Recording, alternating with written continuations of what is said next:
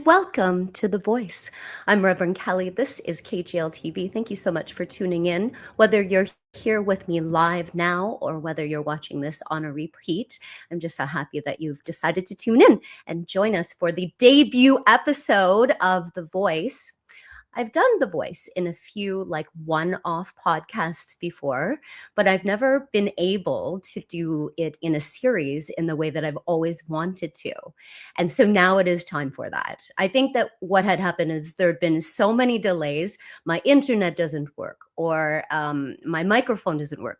Actually, let's check and make sure that it is working. See, one thing after another, there has been to hold up. Yes, it's working. We're getting volume. We're getting a thumbs up that it's working. There's been layer after layer to say, no, it is not time to do The Voice. It is not time, but it's been in development for the last maybe year or so. And I'm so excited because I have the creator of The Voice. It's a Cannavenger series. And I have the creator of that here today to be my co-host. So the way that this is going to work, The Voice is going to work, is that every day I do The Voice live, kind of like an old school radio show with news, sports, and weather. I'll have a co-host, a different co-host every day. And so it's, instead of I'm going to interview you on my podcast, it's, hey, do you want to be my co-host? And so today my co-host is the great, the visionary Jackson Lawson. And I'll be bringing him in very soon. It's the middle of the night where he is. He's coming into us today from Byron Bay, Byron or Byron's. I'm not sure if that's plural. He will let me know. Australia, all the way in Australia, where we're celebrating spring going into summer. He's celebrating fall going into winter. So it's that other side of the earth. And of course, day is night, night is day. So it's the middle of the night there. So he's tuning in and coming and sharing himself with us today, which is very cool. And we appreciate that very much. So as I said, we're going to be doing this sometimes daily during the week. I don't know what the schedule's like right now. I'm playing around with it. I've been doing various shows on KGLTV for the last probably 6 or 7 years. It's been going on that long. Different formats. There was one that I did called Spiritual Sunday. I have the graphic for it. Check this out. Spiritual Sunday. It came to us with Reverend Kelly. It was live and virtual, and I would chat with people about things to do with cannabis spirituality. I did one called the Reverend Kelly Green Show, or maybe it was just the Kelly Green Show. I'm not sure. I have a clip from it. I used to send it to my producer, DJ Penthouse, that's his name, and then he would put it all together for me. So this is a clip from that old. Wow! Or wowie zowie? Wowie zowie kapowie? It's May! Welcome to the Reverend Kelly Green Show. Thank you so much for joining me. Our monthly show, our monthly visiting around and tell you new things kind of show. We've got some really cool things that have happened this past month and a new addition to the Reverend. 7 years ago, I was much blonder then, wasn't I? I was looking at it and I'm like, really blonde. In Kelly's Green Lounge, when Kelly's Green Lounge existed in Orono, Ontario.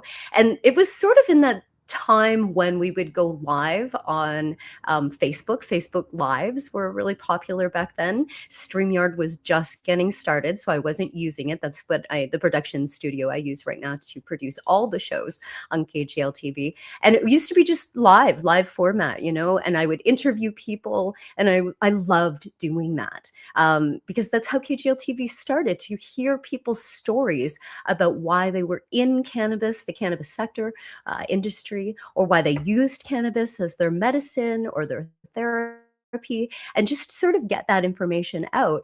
And I mean, there were hundreds and hundreds of videos and podcasts. Luckily, we have them saved and evolved. Yes, I'll be showing clips on this show of them. But it didn't just start there. I have been broadcasting in some capacity, it seems almost my whole life. I used to just love to listen to the radio as a young girl. I loved it. I loved that you could hear people talk on the radio. I used to call into the radio so that I could request songs, and maybe they would record me and then play me back so I could hear myself on the radio. And I remember I was 10 when my parents got me my first recorder with a cassette tape. We're talking about the 80s here right now. You could record the radio on a cassette tape. So I used to do that, and that was one of my most favorite things to do, especially when I could hear myself, as I knew that that would be my future. I wanted to be able to use my voice to speak. It just always had been that way. I wrote petitions to the Canadian government during the Gulf War when I was 12, petitions in my school to make a song #1 on the radio because it had something to do with the Gulf War. It was just something that I always felt compelled to do, is to speak. And then fast forward to the late 1990s when I actually went to school for radio broadcasting. I was one of 2 women in my course, in my class. Radio, Howard Stern was big at that time. So of course that was that big thing. Everybody was in radio school. That was like the male wanted to be a shock jock. I just wanted to be on the radio. I loved the radio.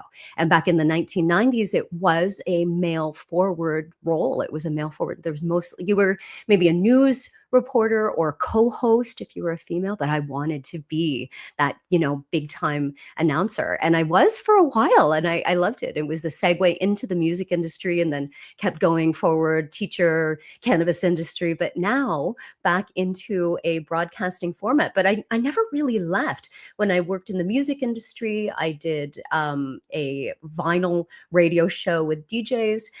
When I was a teacher, I taught about it, so I could always go back to it. And then, of course, forward until everything digital now and social media, and you can make podcasts. And so I've been making podcasts, I guess, creating podcasts of my own and of other people in a production value over the past almost decade. So it's been quite the journey, and it's so nice to be able to get back to it. And so as exploring, why do I feel this call? Why do I feel this call? And in speaking with another hero of mine, a gentleman named Brendan Roberts, who I think of him as a hero. He lives in Northern Canada, somewhere up northern up there, living and giving his advice and being wise. So on a call with him one day, he said, "What is your life path number?" And I was like, "I have no idea what you were talking about. What does that mean?" And he said, "Look it up. Let's, you add together your birth dates together to find your life path number." It's all like, what is this stuff? But you do it, and then you read it back and find out what this life path number. And I am a life path number 3. And it is so exactly how I feel called to this earth, my dharma, how I feel, my purpose. And in that life path 3, to use your voice, to speak for change, to break chains, to speak out. And so that is just something I have always felt called to do or be with. And fast forward to the last, I guess maybe 18 months ago, Jackson, probably around then, the visionary Jackson Lawson, that's what I call him, out of Australia, Byron's Bay. He's created the Cannavengers, which are like the cannabis version of Marvel Comics superheroes. And met with him, and he's got all these amazing characters. Let's show a couple of them before we bring him on. See if we can bring this up. I don't have any. Oh, there it is. Look at that. Check this out while I'm talking. Okay, so there's the Cannavengers, right? And so he's all these characters, right? And so in talking, he then creates one that is, I guess, of my essence, because it certainly doesn't look like me, Jackson, but it's of my essence, he says, and it's called The Voice. Here she is, The Voice. And there she is. And this is what he's created, of guess, based on what I've been doing to use my voice in cannabis. So that's how we came to have this show. The Voice. It's a Cannavenger saga. It's in the Cannavenger universe, and I am honored to sit in that place. I feel like I need to always just wear a crown of like cannabis sleeves. We'll get to that. I'll get the uniform, Jackson. And so when I was thinking about coming back to the air, and I call this the air, of course, broadcasting, I always thought, like, I'm nervous, right? Because I had used my voice for so long, and then I've been producing multiple other people's podcasts, the most beautiful, wonderful people in the past 5 years. They're incredible podcasts, and they're all part of the KGLTV network. And we still have them, and we'll be putting most of them on. But so I hadn't really done a lot of shows myself. The Spiritual Sunday, I hadn't done that that for a couple of years. So coming back to this, and so I said, I've got to go to my current network, my hosts, my team, to help me. So all week, this week, we're going to have my co-hosts, are some of my other hosts here on KGLTV. So we have Sean Wickens coming in from New York City tomorrow at 11 a.m. We have Otis Galloway, who's coming in from Scotland on Thursday this week. So very excited, very honored to have these gentlemen with me this week. Next week, and one of the other reasons why I brought the podcast back is so that we can talk to some of the competitors of So You Think You Can Cook with Cannabis. Amazing humans that need to be interviewed, that need to have another platform to share their story. So we're going to be doing that next week. So we got tons of stuff. So if that means that you're just tuning in right now, like, share, follow, whatever it is, those things that you're supposed to do, so you know when the podcast is coming. We're on YouTube, we're on LinkedIn, we're on Spotify, all over different social media platforms. Okay, let's have a little break now. And when we come back, who is here? Jackson Lawson from Australia. One of the biggest areas for growth in the cannabis industry is actually cannabis hospitality. And did you know you could start your own business for under $5,000? Allow me to take you through my mentorship program to receive your cannabis hospitality stewardship certificate, where we're going to allow you to understand this plant in a way in which you can actually shepherd the plant to people. And not only a way to start a new career, but a way to actually enrich people's lives so they can use the benefits of cannabis to enhance their lifestyle. Please join me on this revolutionary journey.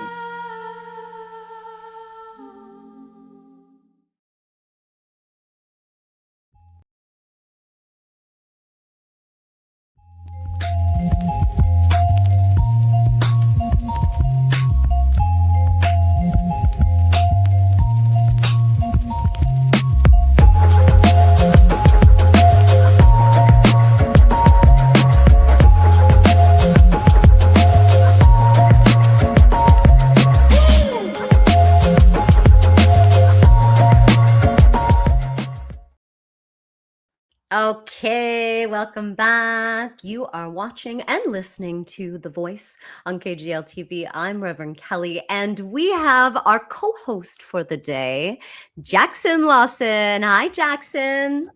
Morning, Kelly. How are you, Rev? Morning to me, middle of the night to you. What time is it actually right there in Australia right now? 1:15. 1:15 in the morning. This is a true and loyal friend.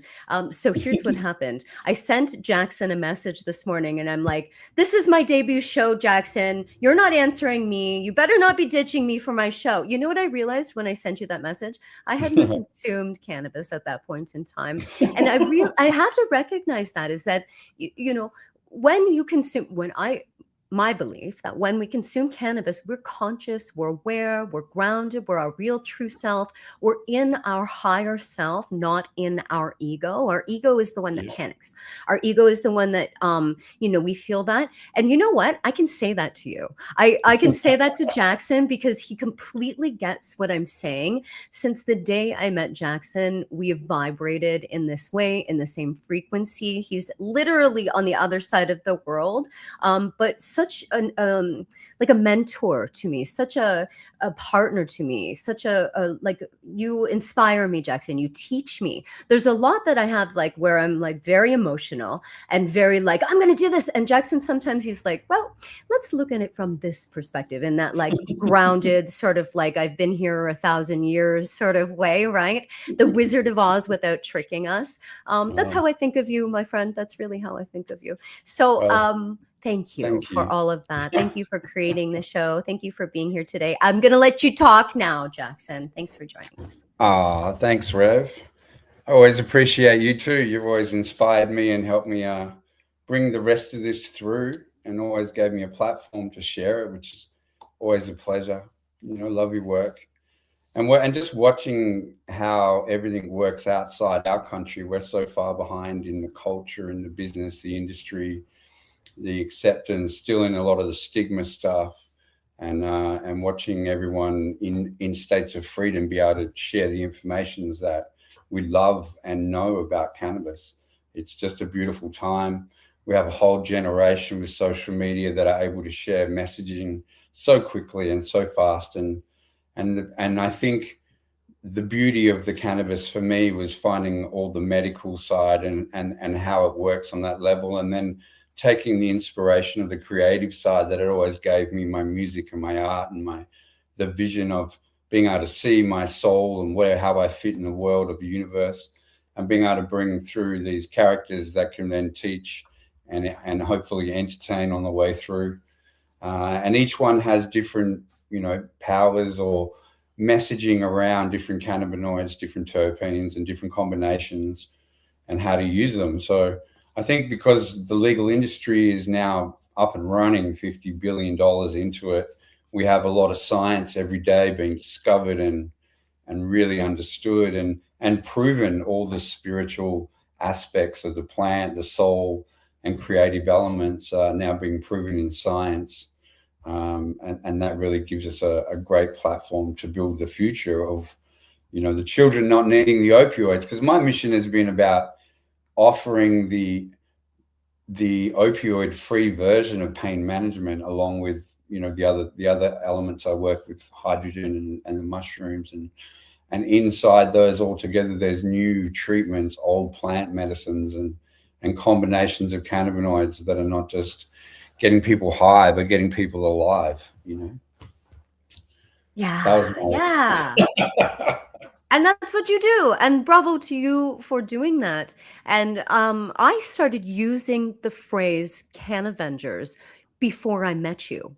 And that is how we ended up clicking and speaking, because with the CCTA, the Canadian Cannabis Tourism Alliance, that's what I called our board of directors, like cannabis Avengers. Like that's what I was teasing them, calling them to. I made a play about it that we did on a stage, and you at the same time. And that's how we started talking about this, because we see heroes in the plant, and that's I see everyday heroes. I'm so glad that you referenced this. Australia, you don't have a legal framework for adult use cannabis. You have a bit of a medical one in some, but it's not as easy as it is here in Canada. And certainly we have access here. Like I can go a minute down the road and buy, cannabis at a shop right away, right? So it's a different situation. I see real life Cannavengers who are fighting for this plant, for the more freedom of it, specifically in the cannabis tourism lane, because there's no framework here in Canada for that. So that's what we're fighting for here. You've seen this vision of Cannavengers in the sense that's like, there's, I think, Queen Panacea, if I'm saying that right. There's multiple characters that tell a story in different elements and science properties, so that we can get it, so that we can also explain it to children. I teach a course, how to speak to children, how to teach children about cannabis.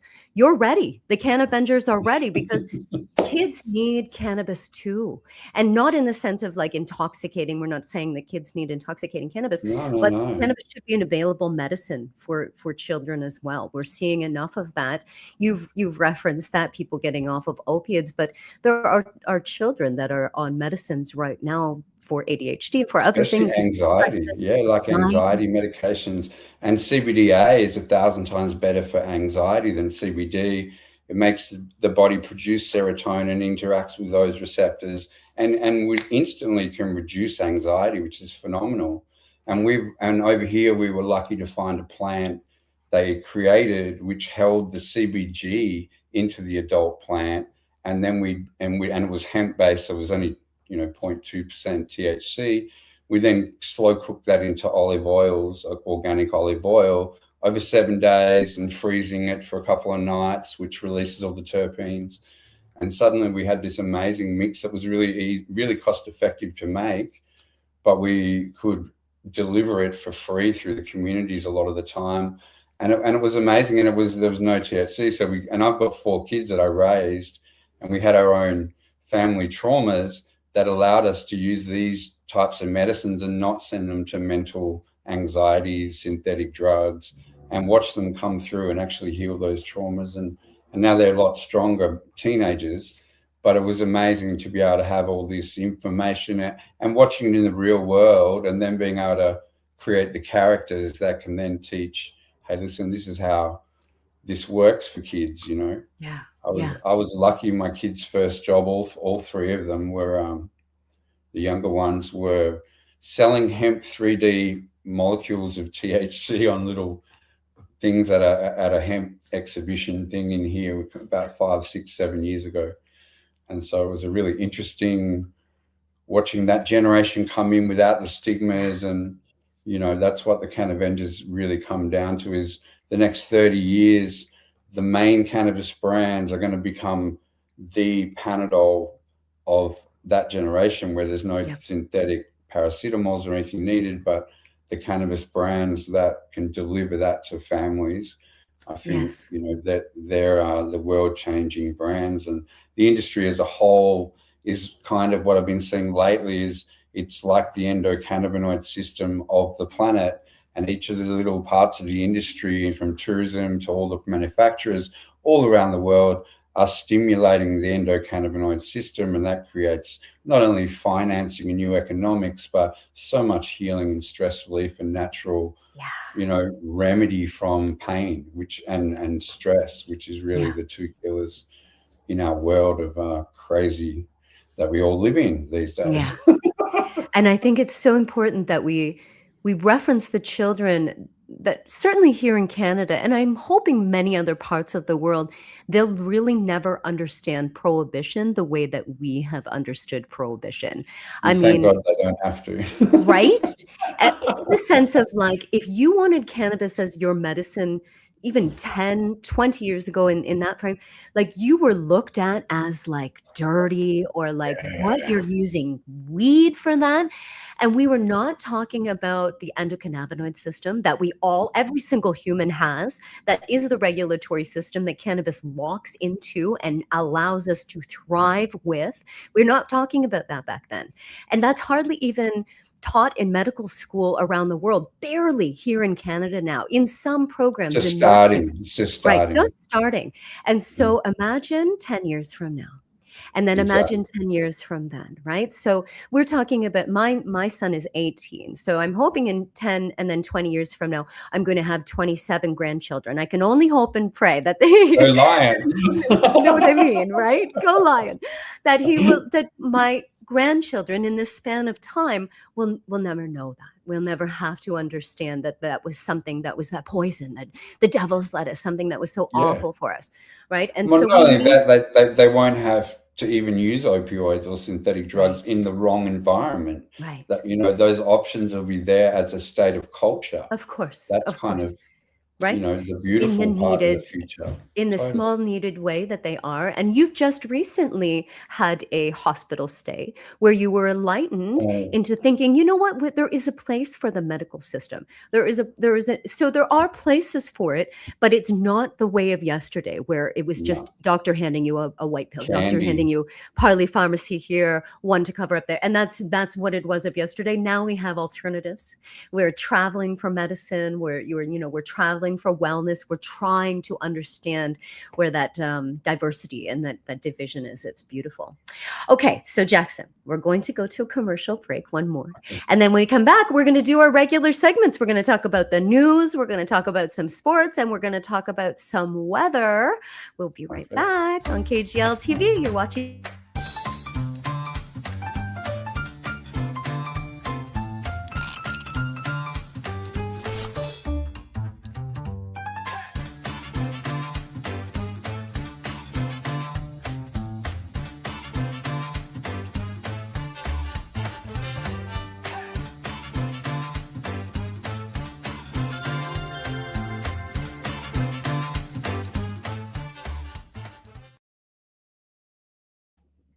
And we are back. You are watching and listening The Voice on KGLTV.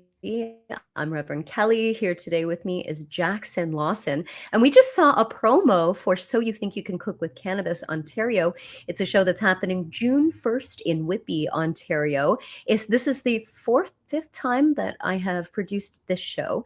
And this time, for the very first time, we're having a chef Cannavenger. It's so cool. Take a look at this. So whoever wins will be crowned Ontario's best cannabis chef, but they will also be made into the very first Cannavenger. Jackson, chefs use cannabis. Chefs could be a Cannavenger. They're superheroes, right? When it comes to cannabis. And we, and when you suggested that, is this possible? I was like, yeah, someone's got to feed the team, and really, when we were making that organic olive oil mix with CBD, CBG, CBDA, and it was amazing. We did it in organic olive oil, and what we found is we were cooking with it, and we had so much of it. We were blessed that we could then start to utilize it in the food element, and suddenly. And if for animals, whatever, you can put a bit of olive oil on things, and and then suddenly the cannabinoids are in effect. So it was like the most calming pasta you'd ever eaten. Salad dressings. It was a beautiful way to present cannabis. I think food by feeling. I love it. I love it. Okay. We are going to do, so when I was bringing this up before, it delayed our reception. You're in Australia. I'm here in Canada. We'll see if it works. Is it delaying us? Can you see me? Yeah, I can see you. You're done. It did not. Okay, stop sharing. Well, I had to try. So what I'll do, so part of this, I know, I had to try. So part of what we'll do, see if that worked. Am I frozen? Are you frozen? Let's see. No, you're not frozen. I know. Am I frozen? No. Are you frozen? No. Let's see if this brings us back. No? Okay. Are you back? I can't change the screen. That's what's happening here. So let's maybe, oh, I know. We'll go see if it'll jiggle it around. Did it go? Am I here? Can you see me? Yep. And everything's moving in real time. It's moving in real time. Is the screen here? Can you see the screen? I can't see anything. Only a little in the corner screens of you and me. Okay.